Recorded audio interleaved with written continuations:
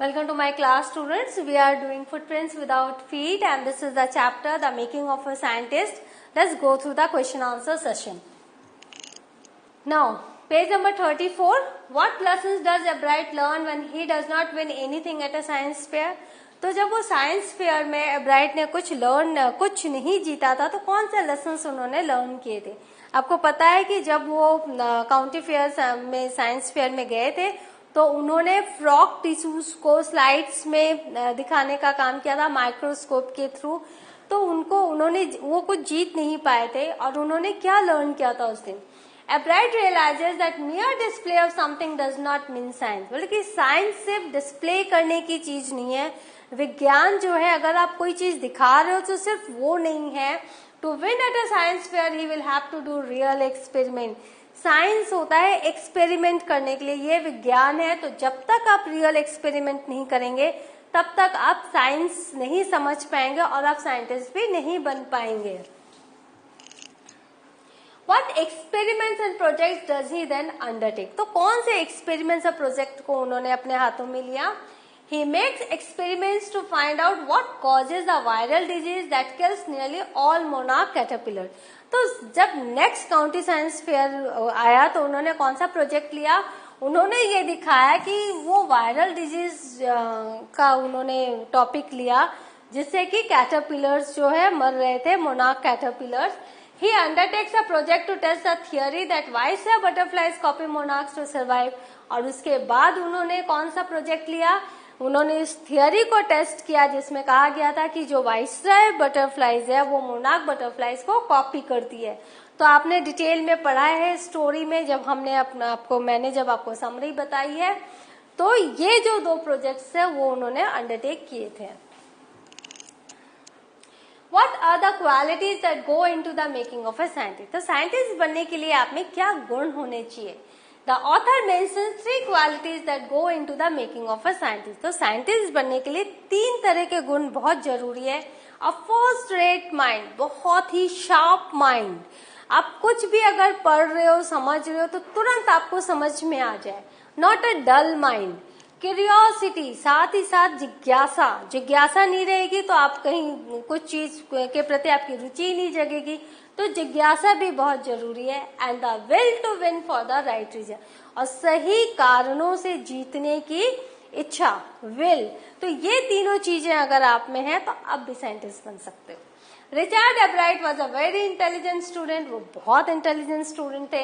He was also a champion debater, a public speaker, a good canoeist and an expert photographer. आपको पता है science के अलावा और भी कई चीजों में उनकी रुचि हुआ करती थी। ही always gave that extra effort, और हमेशा वो कुछ एक्स्ट्रा एफर्ट देते थे। 100% की जगह 110% अपने प्रोजेक्ट को देते थे। ही वॉज कम्पिटिटिव, वो बहुत कम्पिटिटिव थे, लेकिन फॉर द राइट रीजन। उनका कंपटीशन क्या था कि और भी अच्छे से कैसे मैं बेहतर इसको कर सकूं, खुद से उनका कंपटीशन था। He had a driving curiosity along with a bright mind, और उनके अंदर एक ड्राइविंग क्यूरियोसिटी थी, जो जिज्ञासा ऐसी थी जो हर समय उनको मोटिवेट करती थी आगे बढ़ने के लिए। Along with a bright mind, और ब्राइट माइंड तो उनका था ही। And it was this curiosity that ultimately led him to his theory about cell life. और यही curiosity उनको ultimately कहाँ लेकर गई? सेल लाइफ की थियोरी के खोज में लेकर गई। Now think about it. Question 1. How can one become a scientist, an economist, a historian? Does it simply involve reading many books on the subject? तो कैसे कोई साइंटिस्ट बन सकता है, इकोनॉमिस्ट बन सकता है या हिस्टोरियन बन सकता है? क्या बहुत सारी बुक्स रीड करने से क्या होता है? उस पर्टिकुलर सब्जेक्ट की बहुत सारी बुक्स अगर आपने रीड कर ली तो क्या आप ये बन पाओगे? Does it involve observing, thinking and doing experiment? लेकिन अगर आपको कुछ बनना है तो आपको रीडिंग बुक्स के अलावा और क्या करना है? आपको ऑब्जर्व भी करना है, हर एक चीज को बारीकी से देखना है। क्या ये भी इसमें शामिल है? थिंकिंग, सोचना है ये क्यों हुआ, कैसे हुआ। एंड डूइंग एक्सपेरिमेंट्स, और आपको प्रयोग करने हैं, एक्सपेरिमेंट्स करने हैं। क्या ये सब भी जरूरी होता है अगर आपको प्रोफेशनल बनना है या जीवन में कुछ आगे बनना है? Reading books is just one aspect of learning. हमेशा याद रखना, अगर कुछ सीखना है तो बुक्स ही पहला माध्यम है जिसके थ्रू हम चीजों के बारे में जान सकते हैं। but this is just one aspect of learning. This is an exercise in information gathering. आपको information gather करने के लिए ये जो बुक पढ़ना, ये वो एक एक्सरसाइज है, ये जरूरी है, अदरवाइज आप नहीं जान पाओगे कि आपको करना क्या है. It is how your brain processes the information that affects the degree of learning in area of interest. जब आप बुक पढ़ते हो तो उससे जो इंफॉर्मेशन जो आप लेते हो तो आपके उस इंफॉर्मेशन का माइंड में प्रोसेसिंग चलता है और उससे क्या होता है कि आपकी एरिया ऑफ इंटरेस्ट में आपकी लर्निंग की डिग्री क्या हुई, आप फर्स्ट डिग्री, सेकेंड डिग्री, आप कितने आगे बढ़े वो पता चलता है. The first and the foremost criterion to become a genius in one's chosen field is to have a great curiosity and unending hunger to discover more. लेकिन जो first and the foremost criteria जो है genius बनने के लिए अपने area of interest में, वो क्या है? ग्रेट क्यूरियोसिटी, बहुत बहुत बहुत कुछ जानने की इच्छा, and unending hunger to discover more, और जितना आपने जाना उससे ज्यादा डिस्कवर करने की जो कभी भी खत्म ना होने वाली भूख है, जो हंगर है, वो चाहिए. तभी आप जीनियस बन सकते हो अपने एरिया ऑफ इंटरेस्ट में. Next criterion is a good sense of observation. और अगर आप में ऑब्जर्वेशन नहीं है, ऑब्जर्वेशन हम आंखों से देखते हैं, लेकिन जब हम दिमाग से देखते हैं, जब हम ऑब्जर्व करते हैं, उसको हम बोलते हैं great sense of observation, which helps you to correlate your findings with what you see or experience in the real world. और वो जो ऑब्जर्वेशन को जब आप रिलेट करते हो अपने फाइंडिंग्स के साथ, अपने डिस्कवरी के साथ, कि आपने क्या देखा वर्ल्ड में, और उसको जब आप शेयर करते हो अपने रियल वर्ल्ड से, तब जाकर ये आप एक साइंटिस्ट बन सकते हो.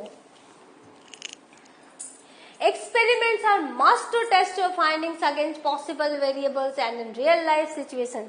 और उसके बाद आपको प्रयोग करना है. जो कुछ भी आपने सीखा, जो कुछ भी आपने ऑब्जर्व किया, अगर आप उसको टेस्ट ही नहीं करोगे, उसको आप प्रयोग में नहीं लाओगे, एक्सपेरिमेंट ही नहीं करोगे, तो आपको समझ में नहीं आएगा कि ये रियल है या फेक है. तो वो जो है हर पॉसिबल वेरिएबल्स को आपको एक्सपेरिमेंट करना है, उसको रियल लाइफ सिचुएशन में. And last but not the least criterion is an urge to work really hard on your area of interest. Experiments are must to test your findings against possible variables. तो आपने जो खोज की, जो findings की, उसको आपको एक्सपेरिमेंट करना ही है against all the possible variables, और वो रियल लाइफ सिचुएशन में आपकी फाइंडिंग्स कितने कारगर है वो भी आपको जानना है. And last but not the least criterion is an urge to work really hard on your area of interest. और अंतिम, लेकिन एक बिल्कुल ही अंत नहीं है, जिसका last but not the least criteria क्या है? काम के प्रति आपका हार्ड वर्क के प्रति जो आपकी लगन है वो होनी चाहिए. जब तक आप हार्ड वर्क नहीं करेंगे, तब तक आप ऑब्जर्व और फिर एक्सपेरिमेंट, ये सब के लिए जो समय देना है, जो मेहनत करनी है, वो आपको करना बहुत ही जरूरी है.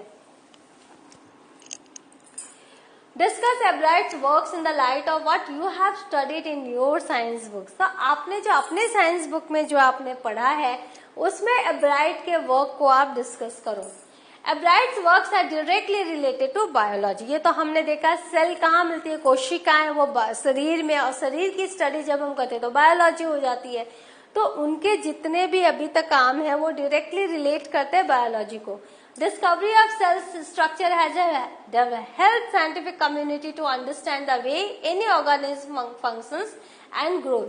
तो discovery of cell structure, तो cells के structure की discovery जो उन्होंने की, उससे scientific community को ये अंडरस्टैंडिंग करने में बहुत सहायता मिली कि ऑर्गेनिज्म फंक्शन कैसे करता है और ग्रो कैसे करता है, जो जीव है वो काम कैसे करता और बढ़ता कैसे है.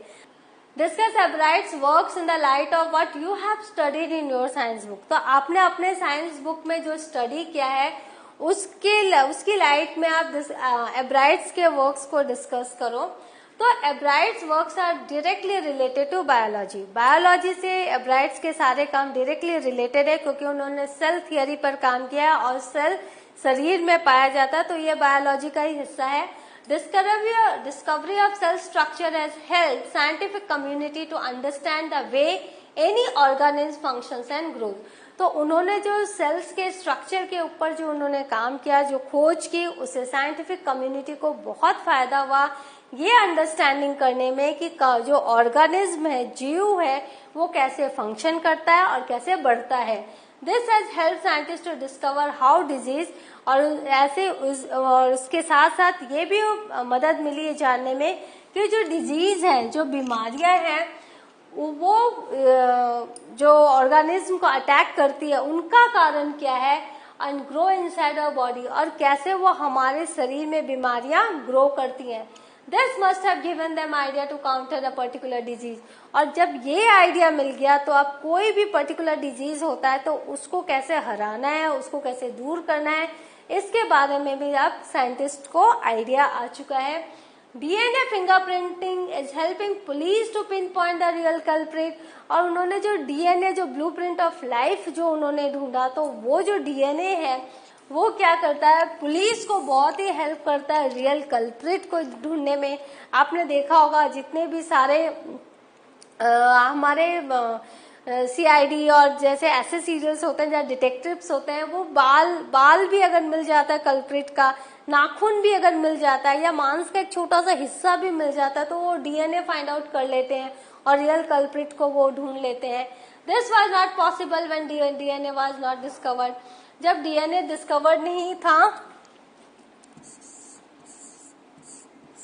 जब DNA डिस्कवर्ड नहीं हुआ था तो ये पॉसिबल नहीं था जानना। Monarch butterfly present an amazing example of a tiny creature.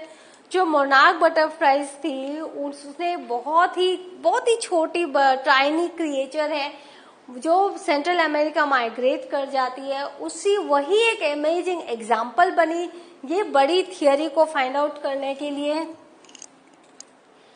Thousands of miles from North America to the rainforest of Amazon, वो मोनार्क जो बटरफ्लाई है वो क्या करते हैं, माइग्रेट करती है, हजारों मील दूर नॉर्थ अमेरिका से अमेजोन पहुंच जाते हैं, rain forest of Amazon. Someday we can be in a position to develop as sturdy and reliable navigation system as that of the monarch butterfly, और थोड़े दिन में हम भी कुछ ऐसे डेवलपमेंट देख लेंगे साइंस में कि जो नेविगेशन सिस्टम वो कैसे पहुंच जाती है हजारों मील दूर नॉर्थ अमेरिका से रेन फॉरेस्ट अमेजोन में, वो कैसे पहुंच जाती है, कैसे नेविगेट करती है, इसकी भी हम थियरी जान लेंगे। इसके बारे में भी हम अगर हम डिस्कवरी करें तो इसका भी हम रहस्य जान लेंगे। Now talk about what is DNA fingerprinting, what are its uses. तो DNA फिंगरप्रिंटिंग क्या है, उसके यूजेस क्या है। तो 99.9% human DNA sequences are same in every human being. तो हम हर एक इंसान में जो DNA का सीक्वेंस है वो सेम है, but the rest DNA sequences have so much variation that they cannot be same in two individual।